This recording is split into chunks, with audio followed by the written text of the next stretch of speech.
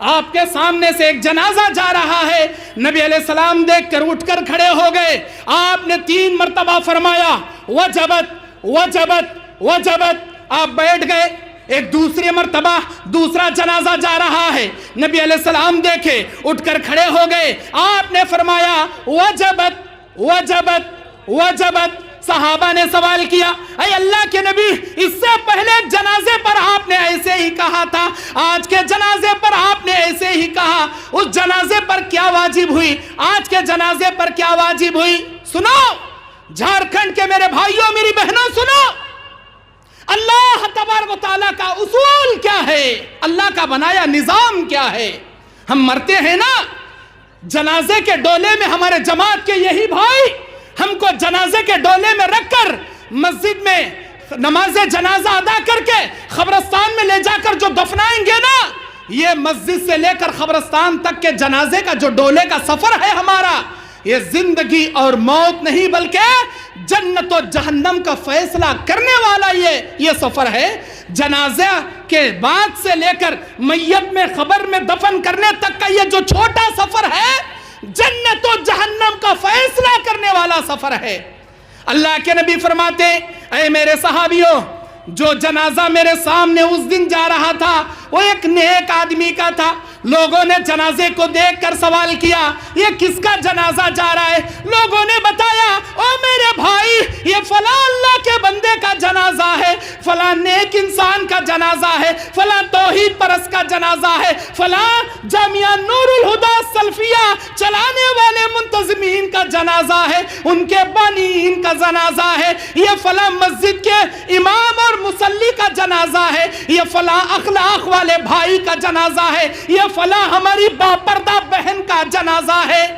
ارے کتنا اچھا تھا جی، کیا نیک تھا، کیا باپردہ عورت تھی، کیا متقی آدمی تھا، کیا اللہ کے راہ میں دیتا تھا، کیا نمازوں کی پابندی کرتا تھا، کیا اللہ کے لیے جیتا تھا، اسے دیکھ کر اللہ یاد آتا تھا، آج مر گیا۔ اللہ کے نبی کہتے ہیں لوگ اس کے جنازے کو دیکھ کر اس کے ایمان کی گواہی دے رہے تھے، اس کے اخلاق کی گواہی دے رہے تھے۔ یہ دیکھ کر فرشتوں نے جا کر میرے رب کو بتایا، اے اللہ نیما کلا میں فلاں تیرے شہر میں اے اللہ تیرا بندہ مر گیا، اس کی نماز جنازہ پڑھ کے خبر میں لے جا کر ابھی دفن بھی نہیں کیے، اس کے گاؤں محلے والے اس کے ایمان کی گواہی دے رہے ہیں، اس کے اخلاق کی گواہی دے رہے ہیں، اللہ اس کے توحید کی گواہی دے رہے ہیں، اس کے سنت کی گواہی دے رہے ہیں۔ یہ سن کر میرا اللہ کہے گا، میرے فرشتوں، قیامت کے دن تم گواہ رہنا، میں نے میرے اس نیک متقی بااخلاق بندے اور بندی کو لوگوں کے کندھے پر ہی میں نے جنت واجب کر دیا۔ یہ سن کر فرشتے نیچے اترے، آ کر میرے نبی کو بتائے، اے اللہ کے نبی، یہ کتنا خوش نصیب آدمی ہے جس کا جنازہ جا رہا تھا، لوگ اس کے ایمان اور اخلاق کی گواہی دے رہے تھے، اللہ تعالیٰ اس کو یہیں پر جنت واجب کر دیا۔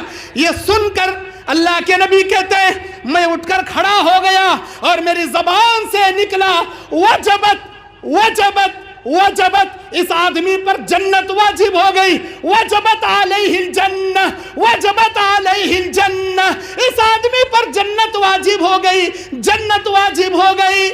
اور سنو میرے صحابہ، آج ایک جنازہ جا رہا تھا، لوگ سوال کر رہے تھے یہ کس کا جنازہ جا رہا ہے؟ جانتے ہو یہ کون تھا؟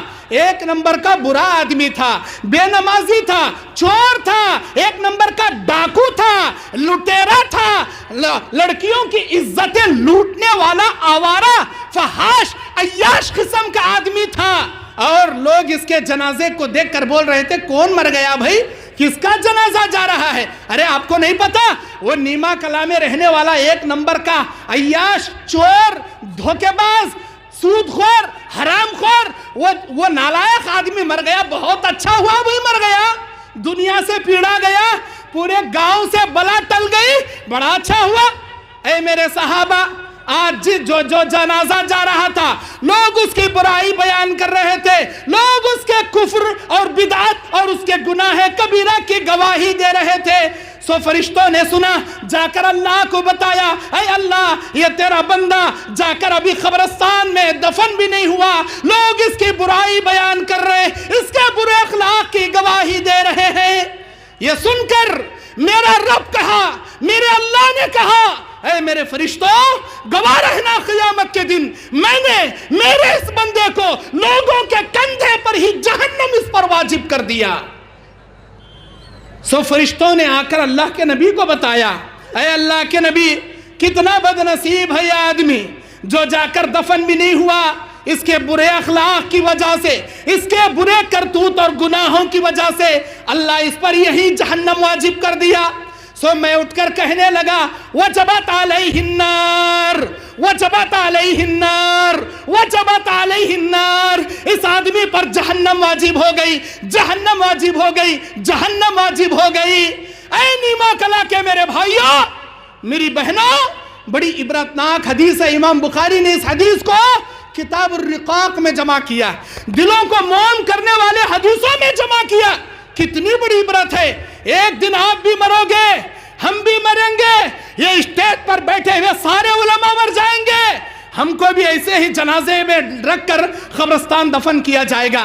لیکن ایک بات یاد رکھنا، اگر آپ کی زندگی میں نماز رہے گی، آپ کے جنازے کو دیکھ کر یہ نیما کلا کے جماعت والے گواہی دیں گے، اللہ نمازی جا رہا ہے۔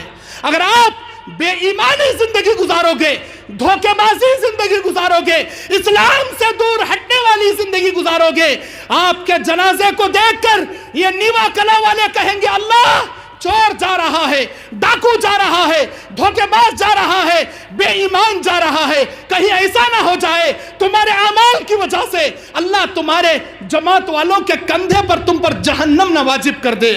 تم ایسے اعمال کرو، ایسے نیک بنو، ایسے متقی بنو، اللہ کے فضل سے تمہارے جماعت کی گواہی سے اللہ اپنے رحم و کرم سے لوگوں کے کندھے پر تمہیں جنت واجب کرنے جیسا سرٹیفکیٹ مل جائے۔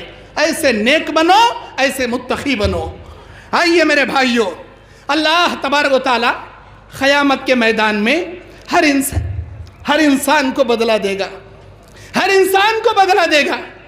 آپ لوگ، ہم لوگ کتنے گنہگار ہیں، کتنے گنہگار ہیں۔ ایک دن میں ہم لوگ ایک مرتبہ بھی 100 گناہ کر لیتے ہیں، لیکن اپنی زبان سے ایک مرتبہ بھی استغفر اللہ واتوب الیہ نہیں پڑھتے۔ ہمارے نبی روزانہ ایک بھی گناہ نہیں کرتے تھے، معصوم عن الخطا تھے، لیکن 70 سے 100 مرتبہ روزانہ استغفر اللہ واتوب الیہ پڑھتے تھے۔ ہم میں، ہمارے نبی میں کتنا فرق ہے۔ ہم گنہگار، ہمارے نبی معصوم عن الخطا، روزانہ توبہ استغفار ہمارے نبی، اور ہم گناہوں پہ گناہ، ایک مرتبہ بھی توبہ نہیں۔ جانتے ہو ہماری نبی کی دعا کیا تھی؟